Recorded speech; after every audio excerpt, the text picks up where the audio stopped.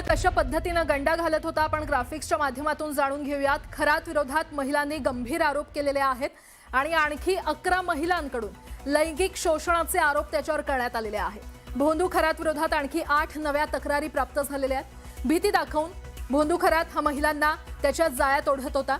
विधीच्या नावाखाली तो आपल्या जाळ्यात त्यांना ओढायचा आणि विधी करण्याच्या नावाखाली खरात त्या महिलांचं शोषण करत होता। हातचलाखी करून खरातनं महिलांची फसवणूक केलेली आहे आणि खरात विरोधात आतापर्यंत 12 गुन्हे दाखल आहेत। आणि या संदर्भात अधिक माहिती देत आहेत आमचे प्रतिनिधी लक्ष्मण घाटोळ सध्या आपल्यासोबत जोडले गेलेले आहेत।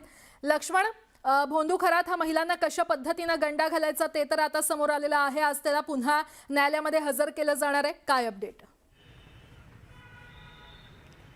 प्राजक्ता, भोंदू अशोक खरातच्या बाबत वेगवेगळे खुलासे जे आहे काल SITने केलेले होते आणि त्यामुळे अशोक खरात याचे धागेदोरे आणि त्याची मोडच जी आहे ती त्या सगळ्याच्या निमित्तानं समोर आलेली होती।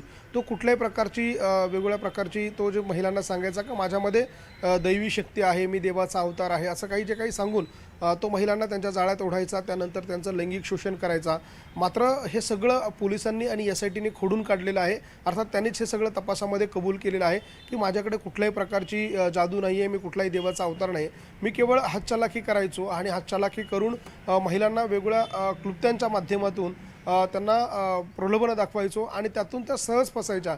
जेव्हा एखादी महिला किंवा एखादा कुटुंबातला व्यक्ती आमच्याकडे यायचा तो समस्याग्रस्त असायचा, तणावग्रस्त असायचा आणि अशा समस्याग्रस्त तणावग्रस्त व्यक्तीला आमच्यातलाच एक जण त्याला माझ्यापर्यंत घेऊन यायचा आणि तो माझ्यापर्यंत आणत असताना त्याच्या मनामध्ये माझ्याबद्दल वेगळ्या प्रकारचा आदर निर्माण करून आणत होता आणि तो जेव्हा आमच्यापर्यंत आणायचा तेव्हा एक आदराच्या भावनेने ते आमच्याकडे बघायचे आणि अशा सगळ्या परिस्थितीमध्ये फारसे प्रश्न समोरचा व्यक्ती आम्हाला कधीही विचारत नव्हता आणि ह्या सगळ्या परिस्थितीमध्ये आम्हाला सहजरित्या अशा महिलांना ट्रॅप करणं किंवा त्यांना जवळ करणं, त्यांना या सगळ्या जाळ्यात ओढणं हे शक्य व्हायचं। अशा प्रकारची कबुली अशोक खरातनं त्या सगळ्या प्रकरणात दिलेली आहे।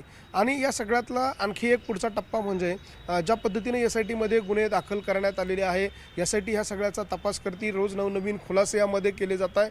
हे सगळं एकीकडे सुरू असताना दुसरीकडे मात्र त्याच्या आर्थिक बाबींचा देखील एक मोठा प्रकरण जे आहे ते आता समोर आलेलं आहे। अशोक खरातच्या या सगळ्या याच्यामध्ये कारवाईमध्ये SITला अनेक प्रकारचे धक्कादायक माहिती समोर आली। त्याच्या अकाउंटवरती मोठ्या प्रमाणात ट्रान्झॅक्शन्स आढळून आले, शेकडो कोटी रुपयांचे हे ट्रान्झॅक्शन्स होते आणि हे ट्रान्झॅक्शन्स करत असताना या भोंदू अशोक खरातनं त्याच्याकडे येणारे जे भक्त आहेत त्यांचे आधार कार्ड, पॅन कार्ड आणि डॉक्युमेंट घेऊन काही फेक अकाउंट नाशिक, अहिल्यानगर, पुणे या ठिकाणी असलेल्या काही खाजगी म्हणजे सहकारी पतसंस्थांमध्ये ते खोललेले होते। त्याचा बँक मॅनेजर त्याचा असायचा, चेअरमन त्याच्या ओळखीचा असायचा आणि अशा पद्धतीनं तो एक समूह तयार करायचा आणि त्या माध्यमातून हे ते फेक अकाउंट खोलायचा आणि ते फेक अकाउंट खोलून त्या फेक अकाउंटच्या माध्यमातून मोठ्या प्रमाणात ट्रान्झॅक्शन करायचा। अर्थात ज्या व्यक्तीचं त्या ठिकाणी अकाउंट असायचं त्या व्यक्तीला याची कुठलीही कल्पना नसायची की माझ्या अकाउंटवर ट्रान्झॅक्शन होत आहे। याचं कारण असं होतं की अशोक खरात काय करायचा, जेव्हा अकाउंट खोलायचा त्यावेळेला तो जो लिंक केलेला मोबाईल नंबर असायचा तर तो त्या व्यक्तीचा नसायचा, तर तो अशोक खरातचा स्वतःचा मोबाईल असायचा। म्हणजे ह्या 100 अकाउंटमध्ये कुठेही ट्रान्झॅक्शन झालं तर ते केवळ अशोक खरातला कळत होतं आणि त्यासाठी त्यांनी हे अशा पद्धतीचे फेक अकाउंट बनवलेले होते।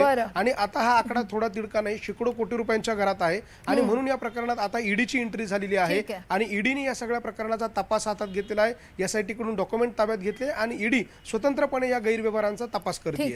लक्ष्मण, अपडेट घेत राहू। तुर्तास धन्यवाद या संपूर्ण माहितीसाठी। पुढची बातमी पाहूयात।